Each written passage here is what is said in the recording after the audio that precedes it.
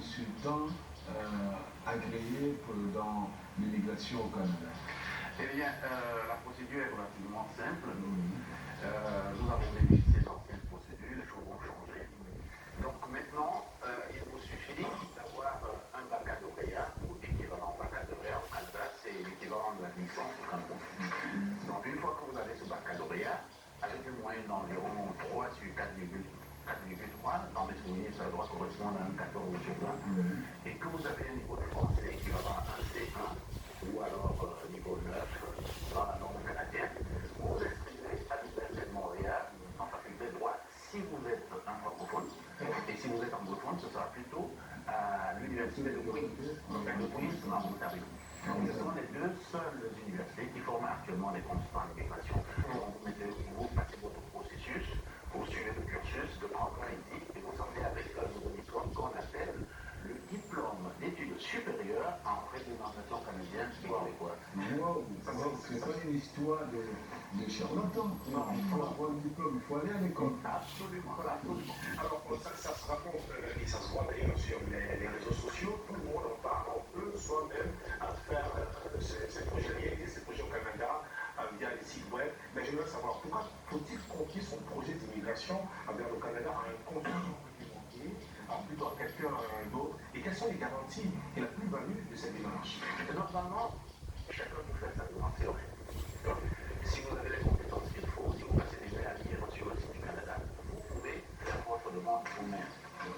Vous pouvez également faire appel à un ami qui s'y connaît, à condition qu'il vous le fasse gratuitement. Et insiste sur le terme gratuitement. Parce que c'est lorsqu'on commence à prendre quelque chose qu'on devient représentant rémunéré. Et pour cela, il faut être un consultant.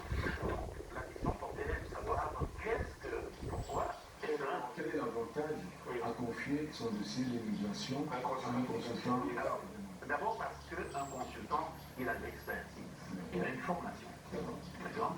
Donc, il apporte une certaine garantie au niveau de la qualité de la demande. Mais je ne dis pas au niveau du traitement, parce que le consultant ne traite pas les dossiers. Il prépare le meilleur dossier possible pour son candidat. Parce qu'il est un expert dans la matière, il peut exploiter les failles de la loi au profit de son candidat. Ça, c'est la première chose. La deuxième chose, c'est que le consultant se retrouve avec un code éthique et un code de déontologie qui est encadré par le collège des consultants en migration à la citoyenneté. Cela veut dire que c'est un professionnel qui sait qu'il doit respecter ses clients et vous ne trouverez pas auprès d'un consultant réglementé des espèces de faux marabouts. C'est fantôme, c'est pourquoi ils ne seront pas si faux, ces consultants d'immigration et qui pillent des familles. So last Saturday you held a conference titled Ways to Migrate to Canada. Yes. Why that title and what was the objective of the whole conference? En réalité, oui, le thème de la conférence portait sur les 11 façons de l'État immigrer au Canada. Parce qu'il y en a, je les ai regroupés en 11. Mais en réalité, il y a une centaine de programmes.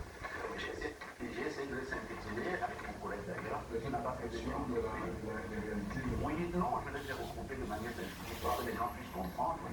Donc, il y a plusieurs façons de venir au Canada. C'était le thème de la conférence pour expliquer aux gens. Au-delà de ce qu'ils connaissent entre Express Arima, il y en a d'autres. Ce qui nous permet parfois, nous, les spécialistes, d'aller chercher un programme qui pourrait qualifier notre candidat, alors qu'il aurait pu se dire qu'il ne peut pas se qualifier dans Entrée Express. Donc c'est ça l'apport d'un expert. Mais ce que je pourrais dire, c'est qu'il y a même un sous-thème derrière la conférence, et qui a d'ailleurs motivé notre défi, c'est de pouvoir parler tout à l'heure présent, c'est-à-dire les faux consultants. Parce que j'ai choisi de commencer en Côte d'Ivoire, et le dernier au Cameroun, qui est mon pays d'origine d'ailleurs en passant, parce que ce sont les foyers. Comment tu les connais?